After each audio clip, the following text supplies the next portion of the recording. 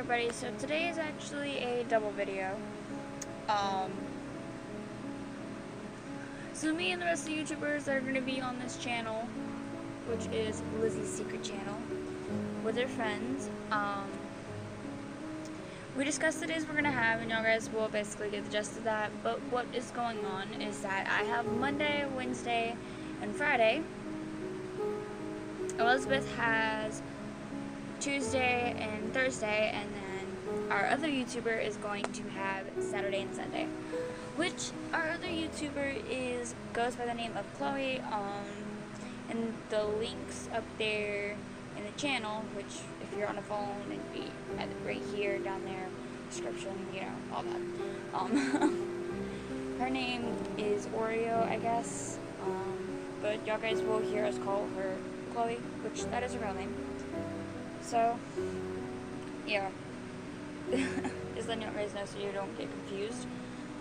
And so she is making her intro now. She's going to send it to me later, and then I'm going to upload it for her. She has yet to learn how to edit videos too, so this makes it a lot of fun. So, hold on. See if she sent it to me yet, and if she did, we're just gonna go ahead and get into the video. Hold on.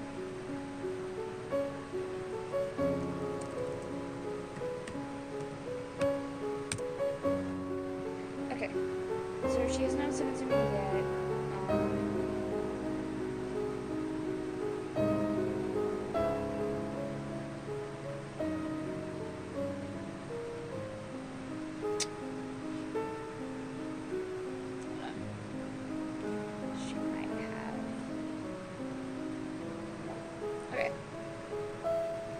Anyways, so everybody's basically made their interests that are going to be in this whole, you know, YouTube thing.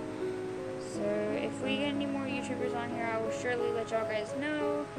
So yeah, and this time for the second part of the video.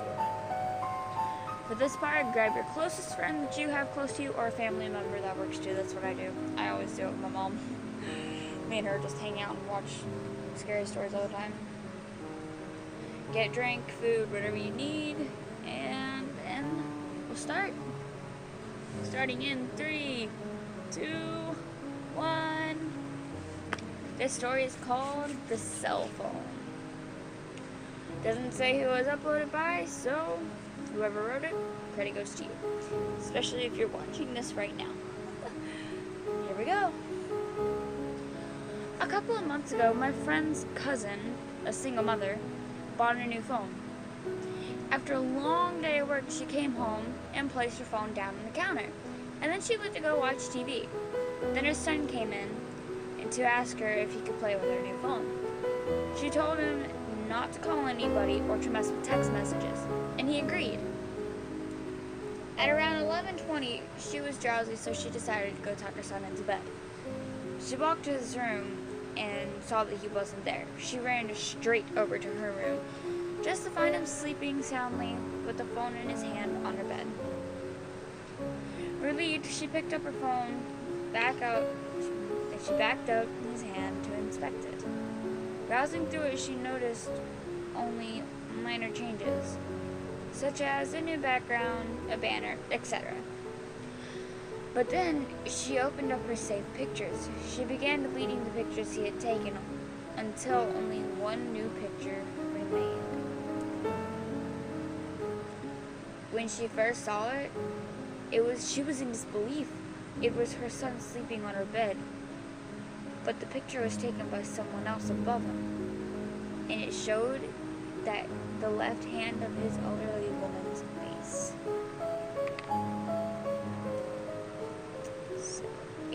That was really short, so yeah, I'm gonna go ahead and read another story to you guys. So yeah, in just a minute. Alright, let's get on to it. Ghost Bro. My house was built in 1904. It's a single-family home, wood frame, sitting on the concrete block foundation. I have been living here for about 12 years. All of the weird things that my siblings and me have seen or heard in this house, this was one event that is my favorite. This happened to my brother. About 10 years ago, my brother and his best friends had started a garage band, mostly playing Spanish rock, alternative music in Spanish. Best friends could only get together on Sunday afternoons. They would practice until the early evening, and they would usually call it quits by 8 p.m. This was the time I usually showed up and went to bed, because I worked in the graveyard shift. This happened in late fall, so the days were getting shorter. They had just finished a long session when the decision to hear someone else in the house came about. My brother handed his car keys to his buddy, so they would load up the equipment everyone had filled out of the basement. But the tricky part was they needed to walk all the way to the back of the basement, up the back stairs, through the kitchen doorway, down the hall to the living room, and out the front porch. Everyone was outside sitting in my brother's truck, waiting for him. My brother was walking up the back stairs and remembered that he had left his pancakes in a to-go container sitting on the speaker. In the basement, he had made a decision to go back. Now, the basement is not clean and it's full of sight lines. There have been partitions made, and the boiler and the main heating are right smack in the middle. So after my brother walks back, he is about to retrieve his food container when out of the corner of his eye, he sees it. It is a shadowy figure right at his propel vision. This feeling of dread and uneasiness washed over my brother. We had been taught that if we were in the presence of a spirit or a ghost, and you felt a bad vibe, to say a quick prayer or cuss at it. Which is not a good idea. My brother chose the later.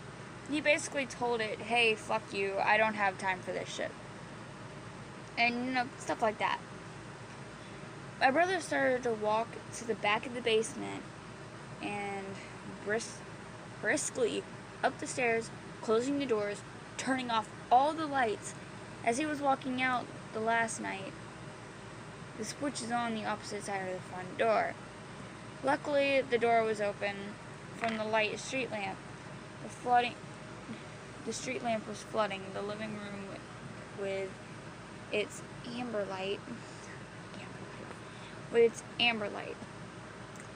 My brother said that he felt something at his back, but at no point he had to return around. As he flicked the last switch in the living room went dark, as did the rest of the house. He stepped out, pulling the door, closing it behind him. Still holding his food container in one hand, he jogged down the few porch steps. He'd walked towards the front gate. Our house resides far from the main street, essentially having a large front yard, but no rear garage. So, as he closed the gap between himself and his friend laid in the truck,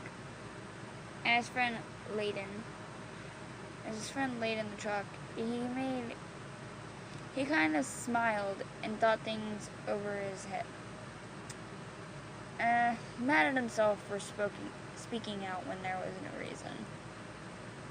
He climbed into the driver's side of the truck, putting on his seatbelt and getting ready to pull out of the parking lot, and bought directly in front of his house. When one of his friends asked, "Hey, wait, what about your brother? Isn't he coming with us?" My brother answered, "What do you mean?" "He went to work early tonight. He is ready He's already gone. Do you see his car anywhere? The next question they asked, so then who was walking behind you when you were leaving the house? I kind of like that one. It's like his brother had died. And basically, if you guys don't understand what it was that his brother had died, and thought he was still alive, so he kept following him, not even knowing that he was dead. So, I thought that was really cool. It was really interesting. I hope you guys enjoyed. I wish I had more time for another story. I don't. I will be making them every day. I hope you guys enjoyed. I love you guys so much. And stay weird, all my lovely people. Wow. That was beautiful. Alright, love you guys. Bye!